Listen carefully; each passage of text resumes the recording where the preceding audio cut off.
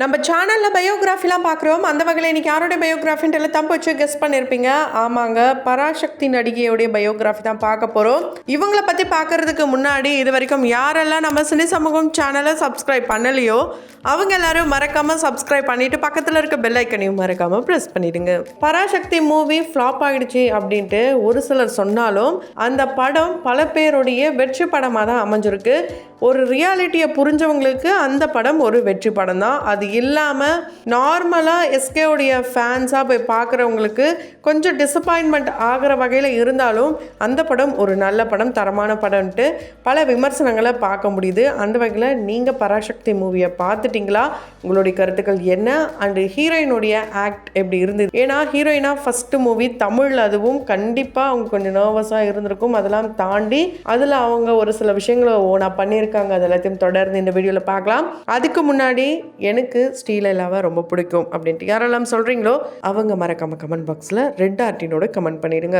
ஸ்ரீலீலாவை நம்ம எல்லாருக்கும் ஒரு டான்ஸராக ரொம்ப நல்லா தெரியும். அதுலேயும் குறிப்பாக குண்டூர் காரம் அப்படின்ற படத்தில் தமிழ் வேர்ஷனான கொஞ்சம் மடக்கி தட்டு இந்த ஒரு பாடல் மூலயமா மகேஷ் பாபுக்கே டஃப் கொடுக்குற வகையில் செம்மையான பர்ஃபார்மன்ஸ் பண்ணவங்க தான் ஸ்ரீலீலா. ஸோ அது மூலயமா ரொம்ப ட்ரெண்ட் ஆனாங்க. வைரல் ஒரு ஆக்ட்ரஸ் அப்படின்னே பேர் எடுத்தாங்க.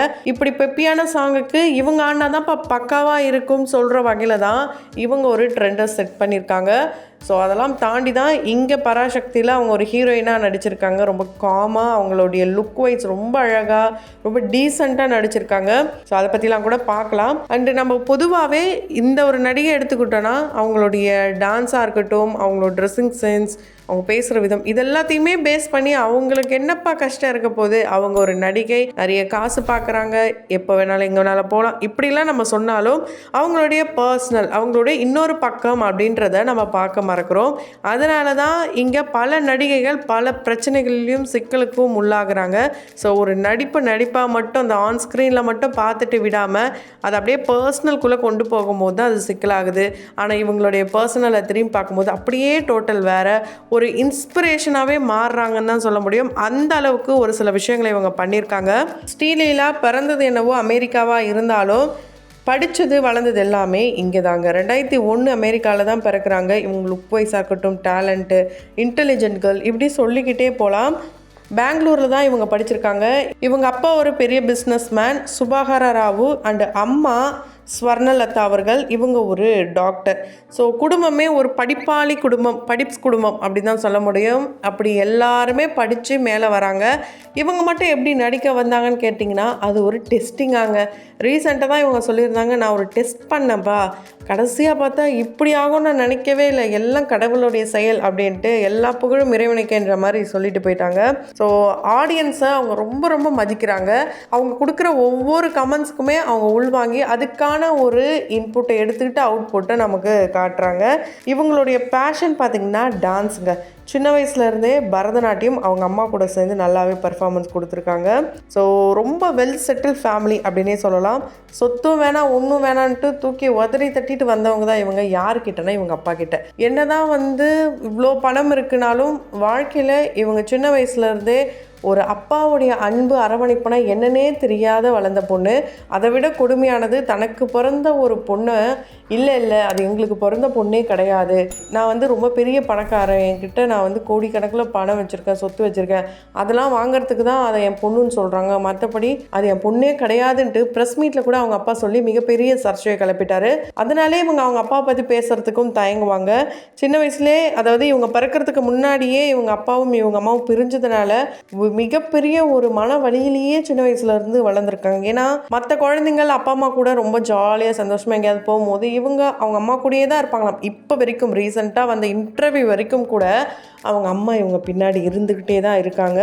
ஸோ அந்த அளவுக்கு இவங்க ஒரு அம்மா பொண்ணு. அதை இவங்க அம்மாவுடைய பர்த்டே அன்னைக்கு இவங்களே ஒரு எமோஷ்னல் கனெக்டோட சொல்லியிருப்பாங்க. அவங்க என்ன சொல்லியிருப்பாங்கன்னா, அம்மா நீ இல்லைன்னா நான் கிடையாது, என்னுடைய அழுகியாக இருக்கட்டும், சிரிப்பு, சந்தோஷம் எல்லாத்துலேயும் நீ மட்டும்தாம்மா இருக்க, நீ இல்லைன்னா நான் ஒன்றுமே இல்லை, நான் லவ் யூமா அப்படின்னு சொல்லி ரொம்ப எமோஷ்னலாக அவங்க அம்மாவுக்கு ஒரு மெசேஜ் கொடுத்துருப்பாங்க. ஸோ ஒரு அழகான குடும்பம், ஒரு அப்பா அம்மா இல்லாமல் தனிமையில் தான் இவங்க வாழ்ந்திருக்காங்க. அதை புரிஞ்சுக்கிட்டு தான் என்னவோ நம்மளும் ஒரு டாக்டர் ஆகணும், அம்மா டாக்டர் நம்மளும் டாக்டர்ன்ட்டு இவங்க டாக்டருக்கு இப்போ டாக்டராகவே ஆயிட்டாங்க. இப்போ வந்து அவங்க ப்ராக்டிஸ் பண்ணுறதுக்கு எப்போலாம் டைம் கிடைக்குதோ அப்போலாம் ப்ராக்டிஸும் பண்ணுவாங்களாம். கோட்டை போட்டால் டாக்டர், கோட்டை கட்டினா ஆக்டராங்க. ஸோ கோட்டு போடும் போதெல்லாம் நம்ம வந்து கரெக்டாக அந்த வேலையை பண்ணணும் அப்படின்னு நினச்சி ரொம்ப வந்து சின்சியரான ஒரு பர்சனாங்க. இவங்க வந்து இப்போ பராக்சக்தி படத்தில் நடித்தாங்க. இந்த படத்தில் வந்த ஹீரோ தான் இவங்களுடைய ஒரு பெரிய கனவு, ஒரு நாயகன் அப்படின்னே சொல்லலாம். ஒரு எஸ்கே ஃபேன் தான் இவங்களாம். சொல்லப்போனால் வருத்தப்படாத வாலிப சங்கம் தான் சிவகார்த்திகேயன் அவர்களுடைய பெஸ்ட்டு மூவின்னு சொல்லலாம். ஃபன் ஃபேக்ட்னா அவ்வளோ ஃபன்னு. இப்போ வரைக்கும் கூட என்ன தான் ஒரு ஆக்ஷன் ஹீரோவாக எஸ்கே மாறினாலும், ரொம்ப சீரியஸான ஹீரோவாக மாறினாலுமே அந்த படத்தை இப்போ போட்டால் கூட விழுந்து விழுந்து சிரிக்கலாம். அந்தளவுக்கு சூப்பரான ஆக்ட் பண்ணியிருப்பாங்க 2 பேருமே. சூர்யா இருக்கட்டும் அண்டு சிவகார்த்திகேயன் அவர்களாக இருக்கட்டும், 2 பேருமே சூப்பராகவே பண்ணியிருப்பாங்க. அந்த படத்தை ஏன் இப்போ நம்ம பேசுகிறேன்னா, அந்த படம் வரும்போது ஸ்ரீலீலாவுக்கு வெறும் 10 வயசு தானா. ஸோ அவரு கூட இப்போ நடிக்கிறத நினைக்கும்போது ரொம்ப ஹாப்பியாக இருக்காம். தமிழை இப்போ ரொம்ப நல்லா கற்றுக்கிட்டே வராங்களாம். இவங்களுக்கு லாங்குவேஜஸ்னால் ரொம்ப பிடிக்குமாங்க. அதனாலேயே பராக்சக்தி படத்தில் இவங்க வந்து டப்பிங் பண்ணியிருக்காங்க. சிம்ரன் அவர்களை இம்ப்ரெஸ் பண்ண ஒரு ஆக்ட்ரஸ், டான்ஸர்னால் அது ஸ்ரீலீலாவே சொல்லலாம். ஆமாங்க, சிம்ரன் தான் சொல்லியிருப்பாங்க ஒரு இன்டர்வியூவில், என்னை டான்ஸில் இம்ப்ரெஸ் பண்ணது வந்து ஸ்ரீலீலான்னு ஒருத்தங்க இருக்காங்க, அவங்கள எனக்கு ரொம்ப பிடிச்சிருக்கு, அவங்க ரொம்ப நல்லா பண்ணிட்டு வராங்கன்ட்டு. இன்னும் ஒரு சில நடிகைகள் பேர் கூட அவங்க சொல்லியிருப்பாங்க. அண்ட் அஜித் அவர்கள் என்ன சொல்லியிருக்காருன்னா, ஸ்ரீலீலா கூட நான் சேர்ந்து நடிக்க மாட்டேன் அப்படின்னு சொல்லியிருக்காராம். அதுக்கான காரணத்தையும் மென்ஷன் பண்ணியிருக்காரு.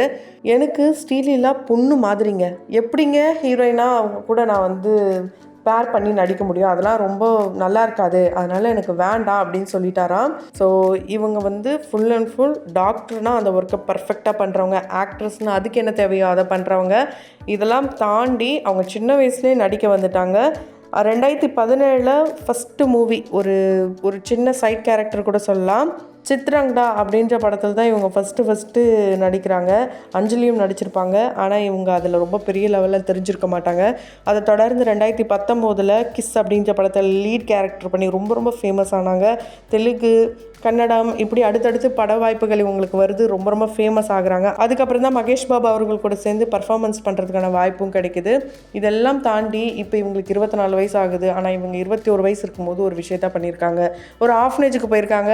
அங்கே 2 குழந்தைங்களை, அதுவும் டிசபிலிட்டி குழந்தைகளை வந்து இவங்க தத்தெடுத்து இப்போ வரைக்கும் அந்த குழந்தைங்களுக்கு என்ன தேவையில்லை ஒவ்வொன்றையும் பார்த்து தான் பண்ணுறாங்க. அந்த குழந்தைங்க கூட இருக்கிற வீடியோ, விளையாடுற வீடியோ, அவங்களுக்கு சாப்பாடு ஊட்டுற வீடியோ, இப்படி எல்லாமே வந்து சோஷியல் மீடியாவில் இப்போவும் இருக்குது. ரொம்பவே வைரலான வீடியோஸ் அப்படின்னே சொல்லலாம். என்னதான் காசு பணம் இருந்தாலும் ஒரு மனசு அப்படின்றது வேணும். கண்டிப்பாக இருக்கிறவங்களுக்கு கொடுக்க மனம் இருக்காது அப்படின்னு சொல்லுவாங்க.